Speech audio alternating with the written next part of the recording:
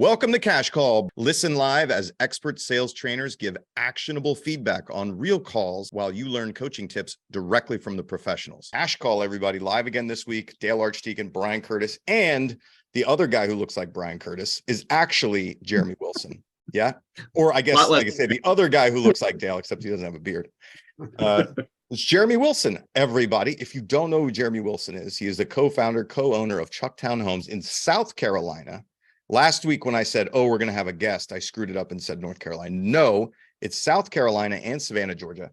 And Jeremy, you and your team sell over 900 homes a year, over 100 agents in your company. Very impressive. And, you know, if anybody happens to look at Jeremy's bio, he's involved in a lot of stuff on a lot of boards and panels and advisory stuff, and is really in the weeds here with us real estate professionals. And somehow he agreed to come on our show. I think it's because Jeremy is our training client.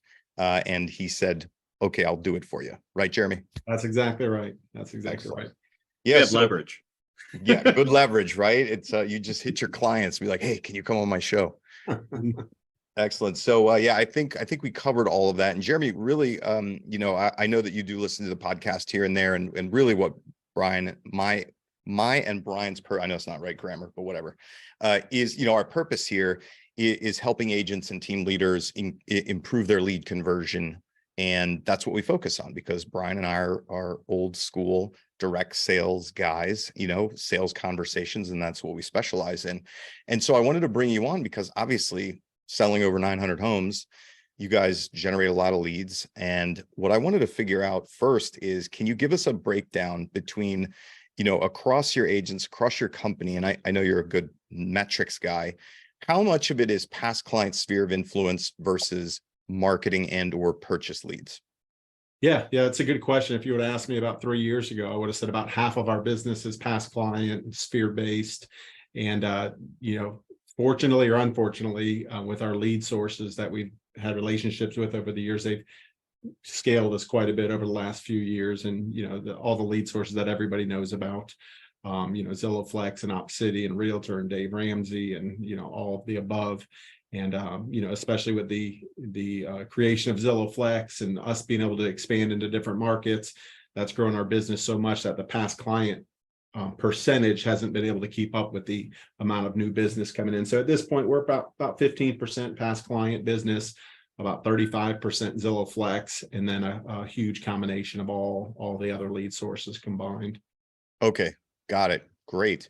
And so what do you, on the past client sphere side, you know, since you run so many agents, what seems to be, do you have a good mix, or not a mix? Do you have your methodology you feel dialed in that you run for your team, or is that still something that's in the works? Yeah, you know, we do all the touches for our team. We try to take as much off their plate as we can. So, you know, as far as following up and drip campaigns, we do a lot of that for our team. When they close the deal, we're sending the review request and all that out to the clients. And then we're touching base with them through our admin team once a month, just checking in. And then the agent themselves, about once every 2 to 3 months, they'll have a call scheduled to check in with them themselves. To try to, you know, provide something of value and pull some more business from their past client sphere. That's about it. You know, our team, you know, we're mostly bottom of the funnel lead source. We do have Ylopo as well, just to have a different lead source. But most of our agents, or our business consists of our agents really just focusing on the low hanging fruit. If I'm being honest, and for so many years we were preaching, you know, make sure you're staying in touch with everybody. I don't care if they're buying 10 years from now. Well, we realize that that's not what agents are great at. Agents are great at taking the stuff that's ready to go and converting it, and let us as team owners handle the rest of them through nurture and automation and our admin team. And then when they're ready, you know, we'll put them back in front of the agent and let them do their thing. So, and since we've done that, our agents have gotten so much more effective and efficient, and just closing quite a bit more deals. So that's great. Brian, what about you? How does that, I know you do a lot of automation, you have a lot of systems, and everybody who doesn't know, Brian's team sells all the real estate in Arkansas, by the way. Every bit. We sell every house. Just kidding. But I love what Jeremy's doing here. And he made a point that it's so interesting to me. I listen to so many people who don't want to be involved in a team. And this is what I hear when I don't want to be involved in the team, whether what you want to run one or be on one. And I'm not saying don't be an individual agent, but you can build a team even being just a small individual agent. In other words, you can have some admin, you can have showing partners, you can have some of these other things. You don't have to have a 100-person team like Jeremy. But here's what I heard that I love is jack of all trades, master of none. It is so competitive in today's market. If you don't have mastery in some area of your business, you're going to get swept away. So I always look at a team as, as the owner of the team, we are leverage for those agents. I get to do all the marketing. I get to do all the past client follow-up. I get to do handling the CRM. I do all that stuff, all the stuff that agents hate to do, by the way. Yeah. So, a lot of people look at the split and all of that's about, but I love that you're showing people they can have mastery, do what they want to do and only what they want to do and make more money. And I love that approach. And I think more people need to consider that, whatever side of the equation you're on. So. Yeah, absolutely.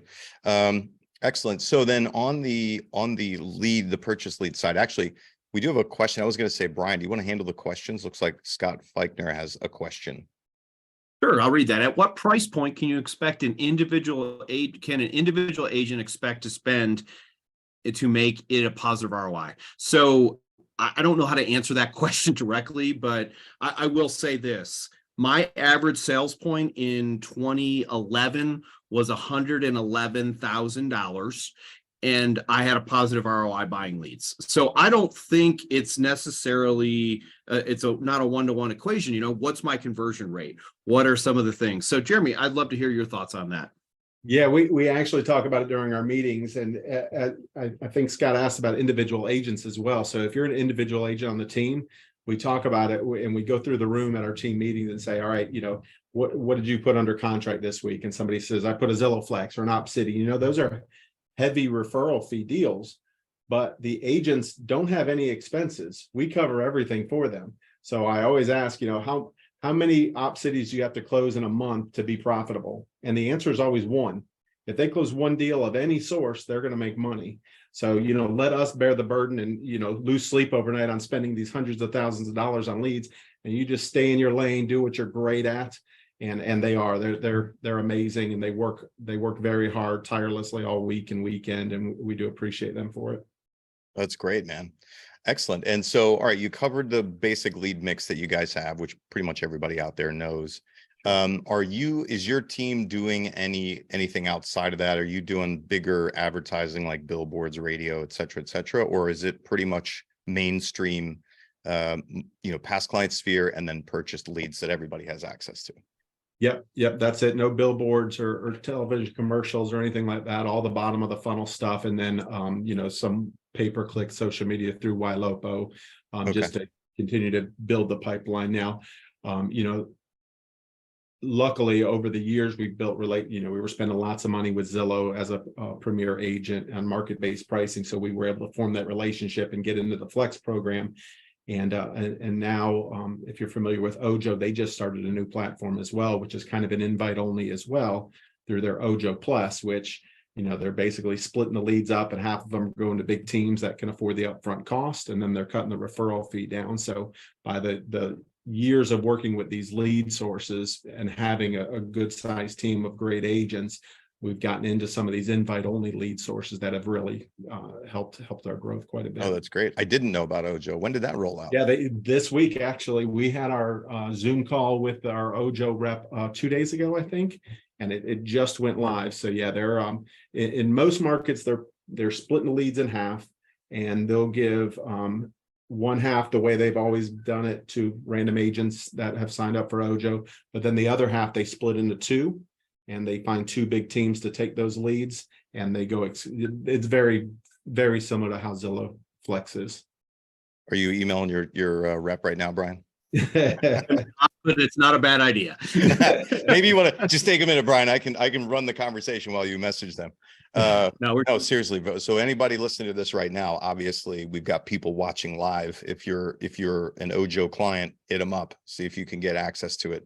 I don't know what the cost is or how it works, but anytime they skim something off the top, it's probably going to be the cream. So you might want to check that out. Yeah, and the cost is not bad. It's different for each market, obviously, but the cost isn't bad, and it gives you a predictable number of leads. And I don't work for Ojo, I promise.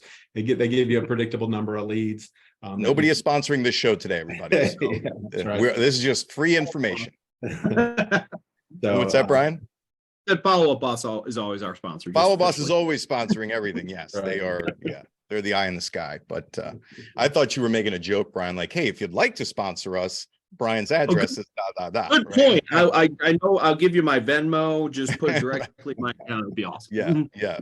Small bills, please. Thank you. So here, the next. So I have on our list here that I wanted to talk to you about best practices for conversion. Because, well, actually, why don't you tell us, Jeremy? Do you have a general number of leads that you guys are bringing in on a monthly basis? Just give us like what kind of bracket are you in? Yeah, 3,000 to 4,000 leads a month, and again, most of those are bottom of the funnel stuff. I'd say about 20% of those are YLOPO, top of the funnel type leads.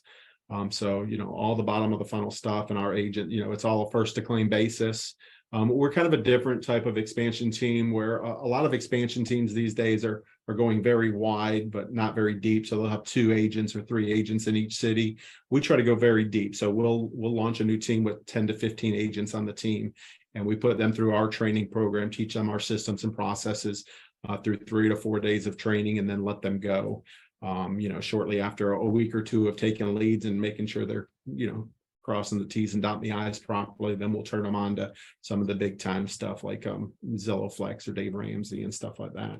That answer your question? Yeah, definitely. That's great, man. And how many teams do you guys have now? Just 4: Charleston, Columbia, and Greenville, South Carolina, and then Savannah, Georgia. Okay, great. And then you have I guess a team leader over the top of that Yep. is local and helping to get them to do That's what right. they need. That's our first hire when we go to the new town, and that's the toughest hire, honestly, just to find a rainmaker. We call them a CEO that's been in business for a long time and really killing it. They're usually selling between 40 and 60 houses a year. Our goal is to take them out of production within the first year and just manage their team. And we've got a few great CEOs that just do just an unbelievable job. That's got to be tricky to find. Find somebody that's really successful, can really crush it, make a ton of money, who is ready to transition. That's right. And handle all the different personalities. There's so many different personalities on a real estate team. You're wearing so many different hats, and it's quite a challenge. Yes, absolutely. So 3,000 to 4,000 leads a month. You must have some kind of good advice for the listeners here about converting leads, right? How do you go about getting those leads converted? You said it's a first to claim. Then what? What happens if nobody claims it? Or what happens if, all the standard stuff, they claim it and don't convert it, right? It's now, where does it go? Is it sitting in a big brush pile somewhere, or what happens? Yeah.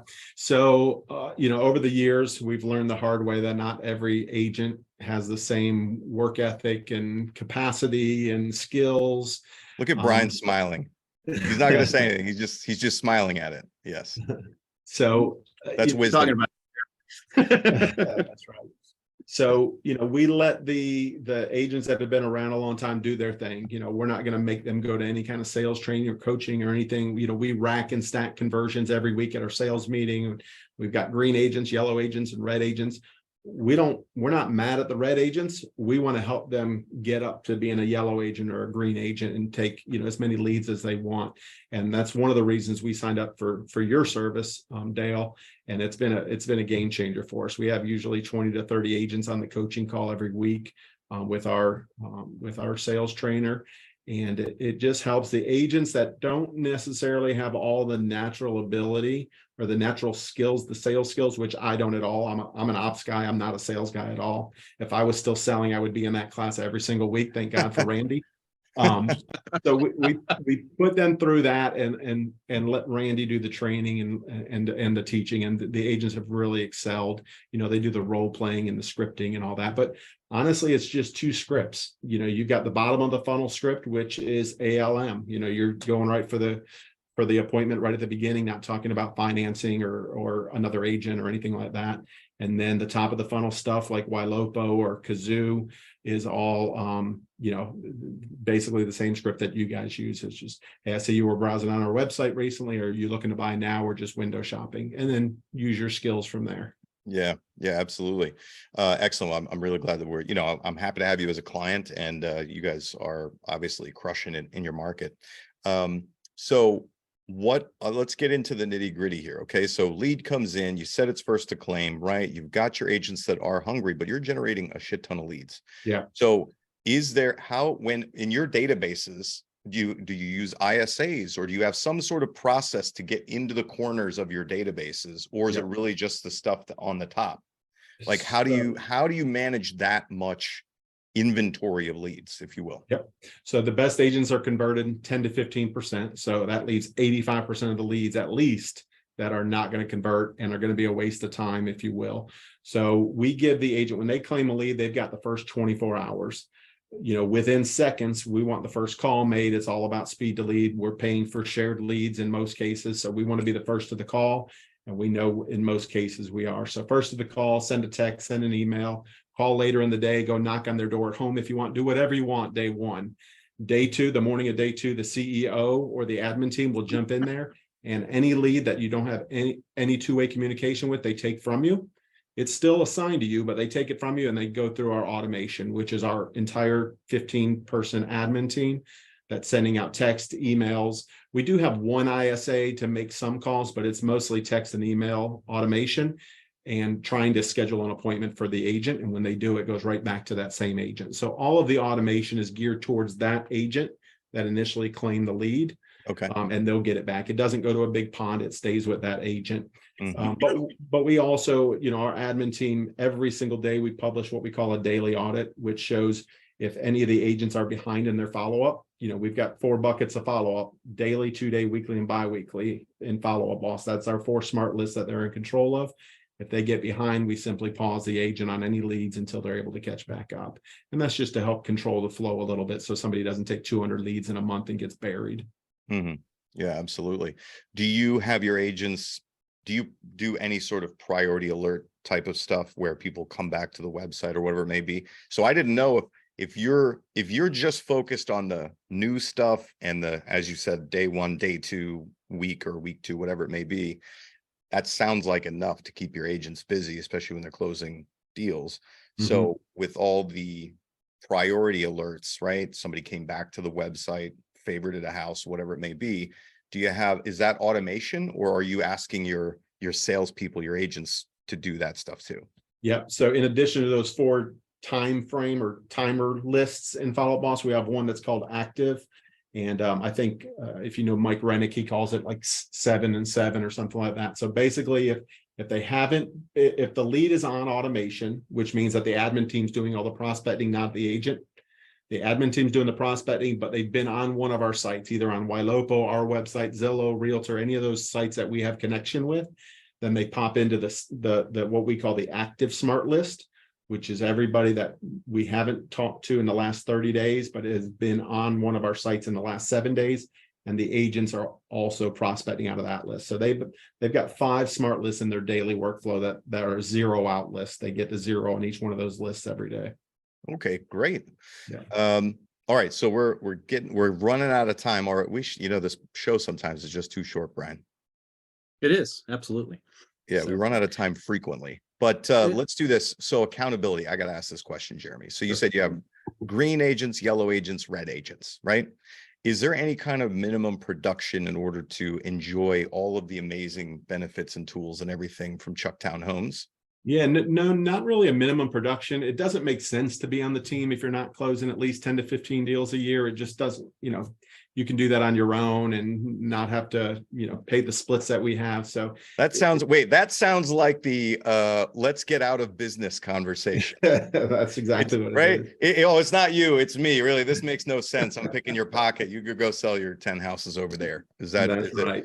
Did I just translate that in Northeastern from Southeastern to Northeastern? That's right. Yeah. We're all about hospitality down here.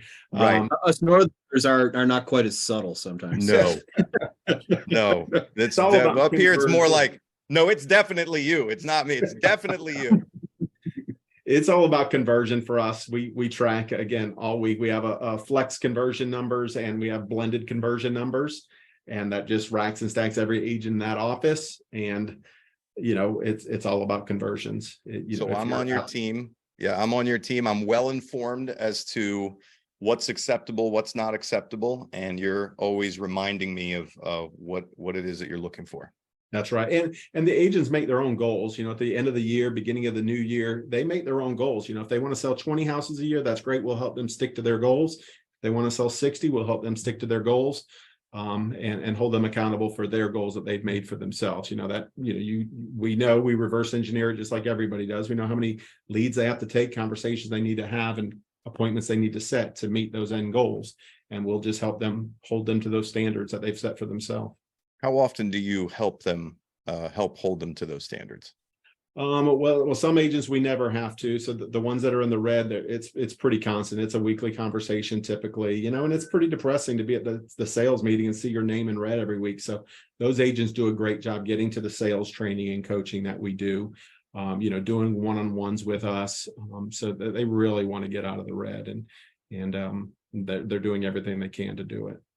So. Excellent. So if we've learned one thing here, Brian, Jeremy is a very nice guy. Very nice guy. Absolutely right. Yes. All right. Now, selfishly, one of the reasons I brought you onto this show, Jeremy, is I wanted you to talk about this program that you guys are doing, this service, exclusive agent referrals, everybody. So my wife is signed up for it. Why don't you tell people what exclusive agent referrals is and why I wanted you to come talk about it. Yeah. So the reason we created exclusive agent referrals is for years, I would agonize over an agent on my team trying to find a referral agent throughout the country. And sure, there's some cities where we know great agents and we'll just go straight to them and send the referral there. But undoubtedly, there's many more times when we don't know an agent. And then we have to do what all the agents are doing, which is going to these networking groups and Facebook groups. And I saw one the other day and somebody said, I'm looking for an agent in Houston, Texas. In 17 minutes, there were 190 comments. Well, my agents don't want to do that. And what they're doing is they're picking the first agent that responds and they're going with them, whether they ever sold a house in their entire life or do any kind of follow-up or have a CRM even. And I think we were losing lots of money on that. So we created exclusive agent referrals. And the way I like to explain it is, if you've ever gone to any of these real estate conferences, like we're with Keller Williams. So Keller Williams Family Reunion, you walk in, there's tens of thousands of agents, and there's that one guy dressed up as Superman, handing his business cards out to as many people as he can. Yep. We do that for you in about 10 minutes without you putting a cape on. We connect you and plug you into, it's 3,300 counties in the United States. We find one agent in each county to send referrals to exclusively. And there's some other companies out there that do that, but we don't take any part of the referral fee. We always connect you to an agent that's been in the business at least 2 years, closing 12 to 15 deals a year, works buyers and sellers in any price range, and they're going to take a good care of that referral. And we always promise a signed referral agreement back to you once you send a referral out within an hour. So it's great for sending referrals or receiving referrals. The only cost to an agent is $10 per county per month. Yeah. No, that's the reason why I wanted you to come on, right? So these days, everybody looking for more business, having a centralized hub that's going to manage that stuff for you and say, we've already vetted these people. All you have to do is ask what county your lead is looking in, or counties, right? And then you can just push them right through that referral service. And like I said, my wife Carmel signed up for it. It's kind of a no-brainer at $10 a month. Yeah. Per county. And especially, we live in a big major metropolitan area. A lot of people move into and out of Philadelphia. And, historically, exactly what you were saying, even when I was selling real estate, and I know my wife too, she doesn't have time to figure out who the hell to send a referral to. If somebody's moving out of town, she's just looking for, if they're not listing a house as they leave, she's just on to the next one and doesn't even pay attention to that. Sure. So having some place that she could quickly go, a service, an organization where she knows she could quickly pick somebody for wherever that person's going and get a paycheck from it, is something that she's definitely interested in doing. Yeah. Absolutely. And if you go to the website, exclusiveagentreferrals.com, there's a big button at the top that says submit a referral. It really takes 1 minute to send a referral out. Within an hour, you've got a signed referral agreement. And that's much, much easier than going to these Facebook groups and agonizing over the hundreds of responses that you'll get. Yeah, Well, Isis, and what I do want to talk you, about those groups here for a second, real quick, and why that's, you were nice. So let's just be honest. But here's the thing: those are popularity contests. Oh. They have nothing to do with skill. And here's the other thing: a lot of people, Dale's talking about Carmel, just going next, and I appreciate that. But sometimes I need to make sure the next deal goes well. Or Yes. otherwise I don't get paid. And, or especially if it's like, hey, they're moving from California to Philadelphia, they've got to list their house in California, and I've got a nitwit listing their house in California, and they never get to New Jersey or to Philadelphia or wherever you're at because the other agent didn't know what they're doing. So I love the referral part, but I want you guys to think bigger picture. Working with a professional who will help you close a transaction is so critical. Yeah, it's funny you mentioned that. One, we have a question about, is this in Canada? And I want to say that, Jeremy, do you say that to your members? Like, hey, whenever you're in a deal where you need another transaction to close elsewhere, like maybe if they're not having a good time or they don't have a good agent on the other side, maybe we connect them with one of our members in that area too, because right now, my wife has I think a $2.5 million buyer who is waiting on an offer on their home in Jersey, right? In order to buy here. So I think that one's going well, but there's a lot of times where it's not going well on the other end. It really, agents can make so much more money these days if they treat every single person they talk to as a lead, no matter where in the country they are. And agents don't do that. Even though we've always had the opportunity to make referral fees, they'll take a Zillow lead or a Realtor.com lead that needs to sell in Washington State to move here. And because they know how crazy it is to find an agent in Washington, they just don't do it. They're like, oh, I'm sure he's got somebody up there, I'll leave it alone. But now it says, hey, I've got a great agent in your county. I'm going to have them. Would you be offended if I have them give you a call as soon as we get off the phone? And then you take 1 minute, you submit it into the website, and you're done. You get the signed referral agreement. You get 25% when it closes, and it's an absolute free service if you're sending referrals. If you're receiving referrals, it's $10 per month per county. If we were talking about ROI earlier, if you close one deal, you'll pay for like 20 years being on the network. So it's pretty good deal. John Bucor wants to know, do you do exclusive agent referral in Canada? We don't yet. We're working on 3 networks right now: residential network 1 and 2, and then the Spanish network. And some people ask, what's the difference between network 1 and 2? It's simply a different group of agents. So you can't be on both networks. You can be just on one. So this is network 1 is up to 3,300 agents, and network 2 is up to 3,300 agents, completely different subset. So a network 2 referral comes in, it stays in the network. Network 1 referral comes in, it stays in the network. And when you say the Spanish network, do you mean a Spanish speaking network for the US? That's correct. Yes. Okay. That's hugely helpful. Because, we have a lot of clients and probably a lot of listeners here who are bilingual and are in markets that are bilingual and in some cases predominantly Spanish. Yeah, for sure. You need to put together an Asian network too. Although Asian network, yeah, in my experience, they're pretty well locally, they're very well networked for that subset. But that one, there's certain markets where you need people that are service that market and speak the various languages. Yeah, we've been talking about a commercial network as well. Our goal right now is to fill up the 3 networks that we've got going by the end of June. Right now, we're in about 21 states, I believe, and have hundreds of counties covered. And what happens is if somebody sends a referral in today to a county that we don't have covered, our team is on the phones within minutes, and we're going to find an agent. We're going to interview that agent over Zoom or over the phone. We're going to find you that agent within an hour and get them to take your referral. So that's great. Some people worry, like, do you have an agent there yet? Don't worry. If we don't, we'll have one within an hour. We've got a whole team ready to do that. And listen, I know that Jeremy said he's with KW, but we have listeners from all over the place. So Jeremy's not saying you have to be with KW. No. I assume that if you're going to reach out into an area where you don't have somebody, you'd probably just start with KW because that's the easiest thing to do, unless you know somebody. No, I don't really. We have about 12 different places that if we don't have an agent in that county and we get a referral for it, we need somebody right away. We've got about 12 different places we go to blast it out. And then the calls come in and we interview them and see who's the best fit. That makes sense. Yeah. So if you're listening to this, reach out to Jeremy. Jeremy, how can they you obviously can go to the website. We dropped the link in there, exclusiveagentreferrals.com. Jeremy, thanks for being here. How can people get in touch with you? Yeah, the website is probably the easiest. And then my email address is either jeremy@exclusiveagentreferrals.com or jeremy@chucktownhomes.com.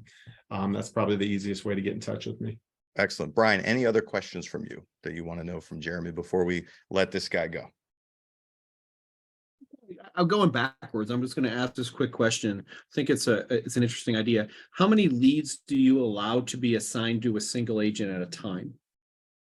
We don't have a limit to it right now. We have some agents that just in the past 2 months, and we started this in 2023, just in the past 2 months, we have some agents that have already had 15 referrals assigned to them.